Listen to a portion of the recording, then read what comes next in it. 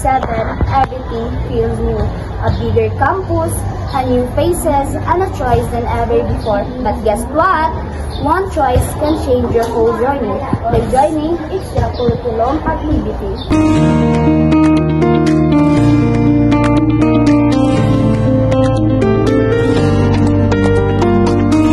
So, good morning, sir. So, why do you think extracurricular activities are important for students? Okay, for me being a teacher, based on my observation, extracurricular activity is one of the most important aspect, especially in the student, because it can boost their confidence. Also, it can enhance their skills and talents. But also, we should always remember that extracurricular activities and also in academic field should be balanced, no? In the academic field also. So again, extracurricular activities it can help students to enhance their skills and talents. Thank you, sir.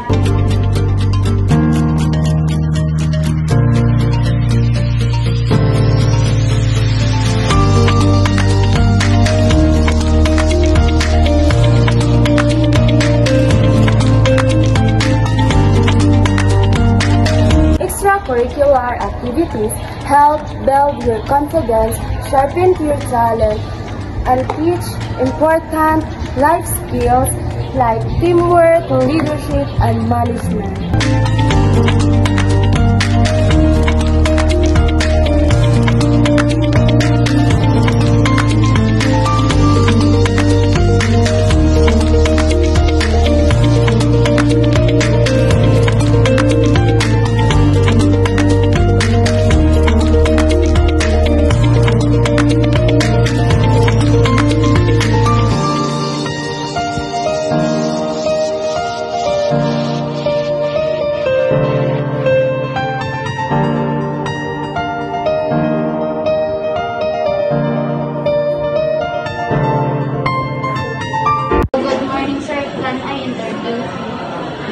Yes. So my question is, do you believe joining extracurricular can affect a student's academic performance? If so, how? Okay, based on your answer, thank you for your question. Based on the question that you have given to me, there are two possible nga pwede mahitabo sa usa ka student. Okay? The first one is na a good term pwede na maka-apekto sa bata. Okay, unsay naka-good term ana? Kung ang isa ka bata is or ang isa ka student ga-join siya mga extracurricular activities such as in sports or in socio-cultural, pwede ma-develop ang iyang skills, no? Ang iyang talent, and then at the same time he or she can be malayo sa kanang mga drugs, and then of course ma-develop ang iyang potential, and then muboost po ang iyang confidence, and then at the same time po is ining naay mga possibilities nga pwede niya nga ma-encounter in the near future.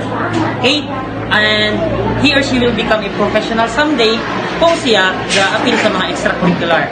And then, ang bad sides po ana is kung dili niya ma-well-maintain or ma-well-balance ang iyang academic sa iyang pag-join sa mga extracurricular activities.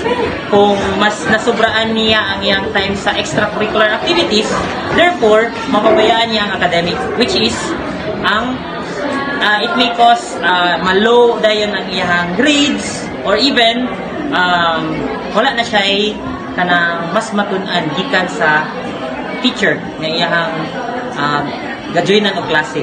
So dapat ang buhaton sa isa ka student, if he or she is joining some extracurricular activities, dapat i-balance niya. I-balance niya sa unsa nga pamaagi. Kung ting-ting academic, buhaton niya yung academic performances. Kung ting-ting extracurricular na ay time para ana. For example, joining some session of training, joining some practices. So kung naman siya time para ana, mo nang ihatag ang time para ra pud ana. Diba? So ingana ang good terms and bad terms when we talk about a student ga-join siya og mga extracurricular activities. So, para pod sa ako it is very important pod nga mo join og mga extracurricular activities kay para pod ma-develop ang holistic aspects sa usa ka person, especially iyang physical. Okay? And also it develops his or her mental and also social aspects sa iyang life. So, naay dako nga impact when we talk about especially in a positive impact kung ga-join ang usa ka students, especially sa extracurricular activities. So, mala siya pa. Thank you, Grace. You're not joining a club. You're joining a community, discovering who you are and building the path to your future.